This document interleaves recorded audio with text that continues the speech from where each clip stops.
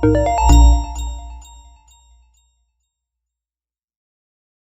was recently thinking about the time when Jesus said, "To whom more is given, more will be expected." And it suddenly dawned on me when I was thinking about that verse as the first part of that verse is already fulfilled in my life. I am one of those to whom much is given. I've listened to the New Covenant teachings now for over 2 decades. For the initial few years as an unbeliever, but even since I've been a believer, it's been about 15 years now. And I can't run away from the first part of that verse. I have been given much. And what will definitely happen after my life here on earth, when I'm before the Lord, is the second part of that verse. Much will be required. And as that truth dawned on me, I didn't want to cower under it in fear, but rather to see that as a privilege. Lord, I don't know why, I don't deserve it.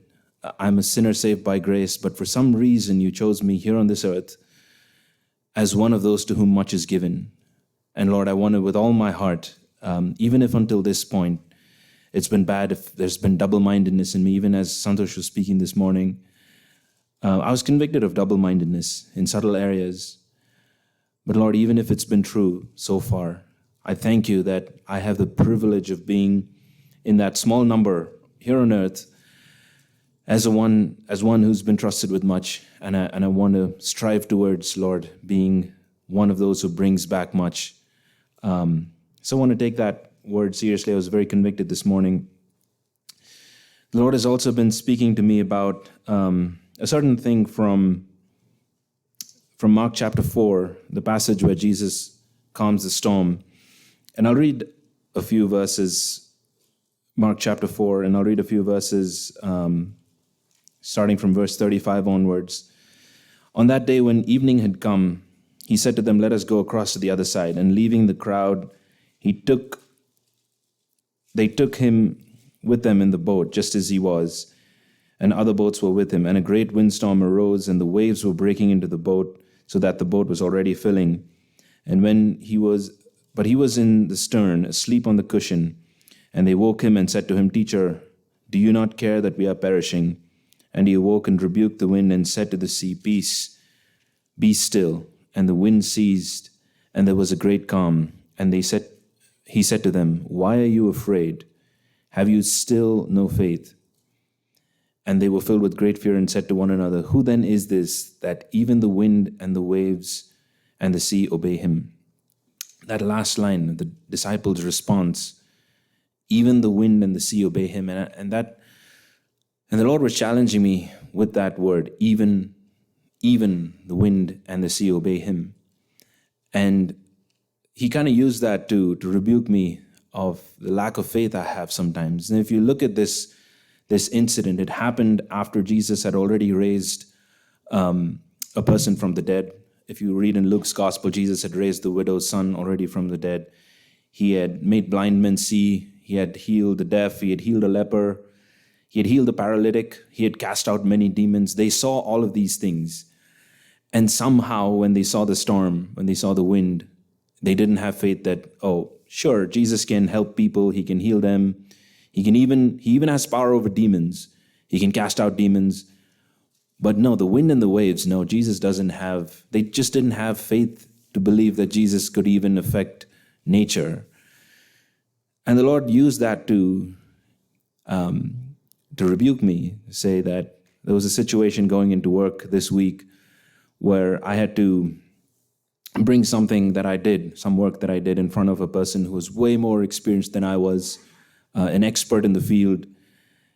And going into that, I was fearful.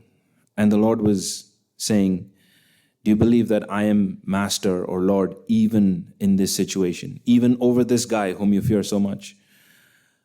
Or do you think, no, I can handle other situations, but not this?"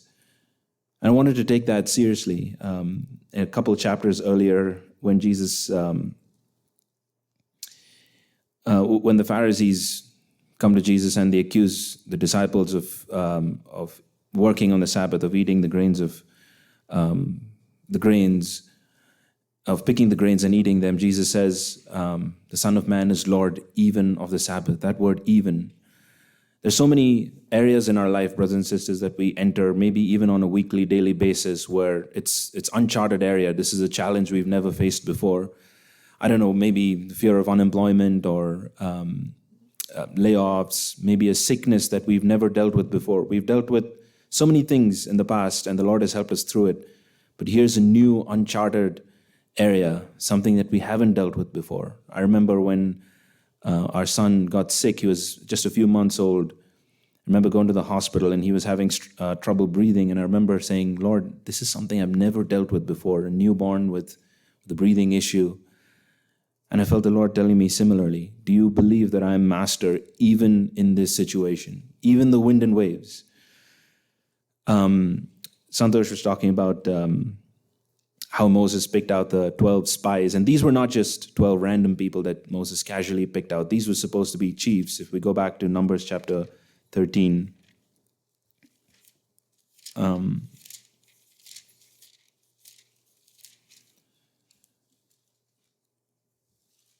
it says that they were chiefs. So he picked out chiefs of each of the tribes, and he sent them out as spies. So these were not random people. They were supposed to be the leaders. But they came back and said, well, we saw descendants of the Anakim, Nephilim, giants, and we saw fortified cities and structured buildings. We can surely not prevail over them. But they had forgotten. They had never before seen a sea being parted, and they'd never walked on dry ground. They'd never seen water flow from a rock before. They'd never seen plagues. They'd never seen the Passover. But God took them through all of those things. Huge miracles, something that their eyes had never seen before. But somehow when they came to this situation, a new situation, something that they hadn't faced before, they turned around and said, no, this is not possible. We can't do it. And as Santosh said, that was the last chance for them. But I want to take that seriously in my life. There are situations that might be ahead. There might be bad news coming for me this coming week, maybe the next year. Whatever that uncharted area is, whatever that place that the Lord is asking me to enter, I want to have faith. I want to look back at all the Ebenezers of the past, of all the things that I didn't in my power overcome or didn't have the power to overcome, areas that I was weak, but the Lord helped me through. I want to have faith for that in the future. The Lord's also been reminding me of Psalm 23, specifically Psalm 23 in verse 5, where it says that he prepares a table before me in the presence of my enemies. Psalm 23, verse 5. You prepare a table before me in the presence of my enemies. You anoint my head with oil and my cup overflows. And I was thinking about that. And I was encouraged a few years ago to think about that practically, right? If the Lord has prepared a table before me, to think of being seated there, and Jesus is on the other side, and this is banquet, and I'm looking into his face. But all around me are all of my enemies. Like I said, the fear of unemployment, layoffs looming, the sins that have held me down for so many years, the double-mindedness that I don't know if I will shake off. It was a convicting message this morning, but I don't know if I go back on Monday, if I can shake myself off of that double-mindedness. There's a story I heard once of a Seleucid king called Antiochus Epiphanes, of how he was a tyrant, and he tortured the Jews for many years, famously defiled the temple by spilling pig's blood, and made the children of God, the children of Israel, suffer a lot. And he was a very successful king, won many battles until he came up against Rome. And there's a famous scene where he's drawing up the battle lines, and he's going to take on Rome. And there's a Roman consul called Gaius Popilius, and he came up there and he picked up a stick, and he walked up to Antiochus Epiphanes, and he drew a line in the sand. That's where that line comes from. He drew a line in the sand, and he said, if you cross this line, you've declared war against Rome. And then Antiochus Epiphanes retreated and gave up. He said, no, I can't take on the might of this empire. And I was thinking the confidence that Roman consul had. He was an emperor, but the confidence that he had in his kingdom and in his emperor, that he could, in the presence of his enemy, so arrogantly almost defy him and say, you cannot overtake me. And I was thinking of being seated at that table with Jesus. And there are lines drawn all around that table. The enemies are all around me. But they can't harm me. No new enemy that I faced this week, he hasn't overcome. In Psalm 23, it says, even, that word again, even though I walk through the valley of the shadow of death, I will not fear evil, for you are with me. I am seated with you, Lord, at this table. And I want to have faith for that. I want to have faith for the new challenges that I face. If I've been double-minded until this point, even as I've been convicted this morning, I want to have faith that from Monday, from today, from after this meeting, it'll be different. Much has been given to me. Much will be required. But I want to see that as a privilege that the Lord has given me. I don't want to see that as something that I have to be afraid of. He's given me the privilege. He's given me His Holy Spirit. He's given me much. He's given me the grace that I need to walk this walk that He's called me to. And I want to believe that that will be possible for me in this life. Amen. If a man were to make a contact with an ant and somehow manages to communicate with the ant and express his feelings, and he wants the ant to behave like man or act like or reason like a man, we say it's impossible, and it's unfair for a man to demand such have some high expectations on an ant. And the comparison between the man and an ant is nothing compared to a finite man and a God who is an infinite being. And it's unfathomable to think when God who is a righteous judge, who do all things well, and when He commands of us to be holy as I'm holy, when He says that in Leviticus chapter 11, 44 and 1 Peter, chapter 1, verse 15, be holy as I'm holy. We think that He expects us to obey Him with our own strength, and it's unfathomable to think. In Exodus 3, when the Lord asked Moses to go and deliver His people from the bondage in Egypt, and how He is going to lead him, Moses was so doubtful. Lord, how can I do this? I'm incapable. And the Lord has to keep on assuring Moses that I'm going to be with you, and I'm going to lead you through this impossible task that lay ahead of you. And when the Lord said, lead them through the Red Sea, and He already made a way for them. He already made a plan for them, even though it is impossible for them to walk through the Red Sea.